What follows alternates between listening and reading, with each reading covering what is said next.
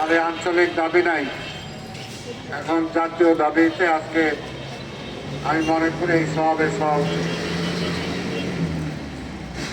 হাদির অকালে চলে যাওয়ার পরে এখানে আর অন্য কোনো কিছু আলোচনা হতে পারে না, হাদিকে নিয়েই কথা বলতে হবে। হাদি কে ছিলেন, কেন হাদিকে চলে যেতে হলো, এই বিষয়টা নিশ্চয়ই আমরা ইতিমধ্যে বুঝতে পেরেছি।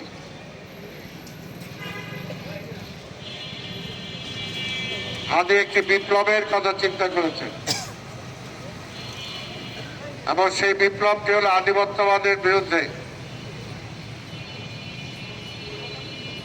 তিনিও মনে করতেন যে জুলাইয়ের অভ্যুত্থান একটি বিপ্লব ছিল না, একটি অভ্যুত্থান ছিল, একটি বিপ্লবের জন্য প্রস্তুতি। তাই আমি বলবো রিপন খোকনের হতাশ হওয়ার কিছু নাই। বাংলাদেশের মানুষ বারবার সংগ্রাম করেছে এবং বারবার জয়লাভ করেছে, কিন্তু হয়তো জনগণের যে আকাঙ্ক্ষা, সে আকাঙ্ক্ষা পূরণ হয় নাই। কিন্তু হতাশ হওয়ার কিছু নাই, আশার দিক এটাই যে কেউ কখনো আমাদেরকে দাবায় রাখতে পারে নাই। সেটা হয়তো কিছুদিনের জন্য পেরেছে, কিন্তু সব সময়ের জন্য পারে নাই। আজকে এই বিষয়টা পরিষ্কার।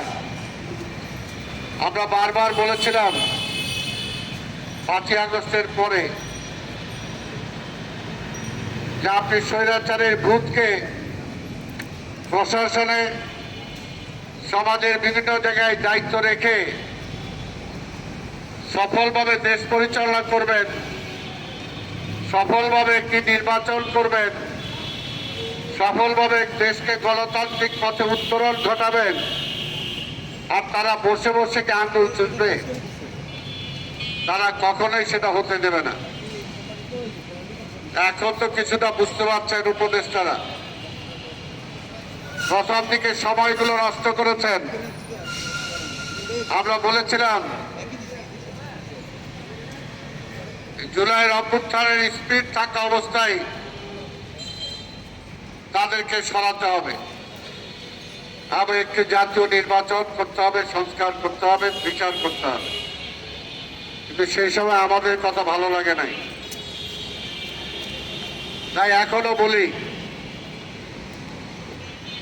যদি দেশটাকে রক্ষা করতে হয়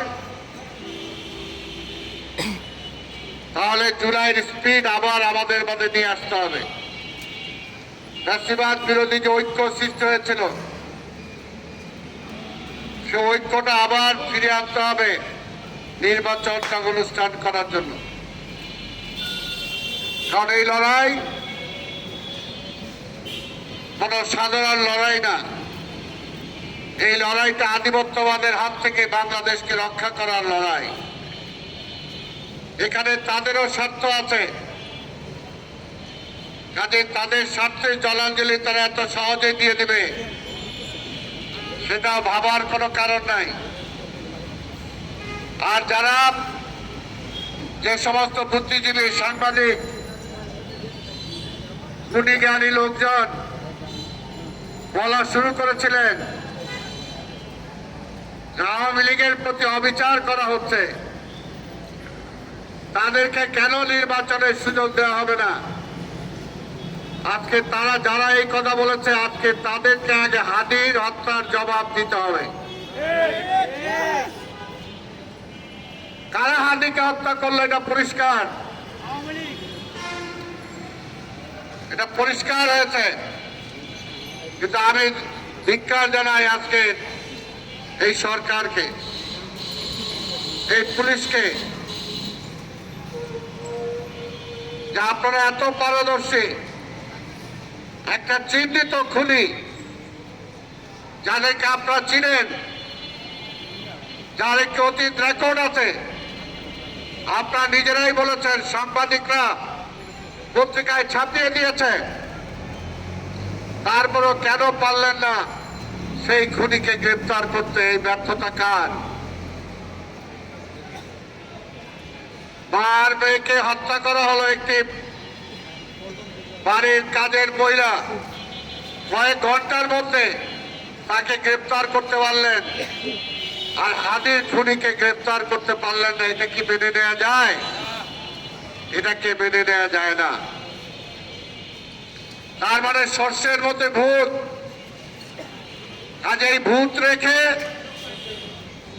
কোনোভাবে আপনি ভালো কোনো কাজ করতে পারবেন না, তারা করতে দিবে না।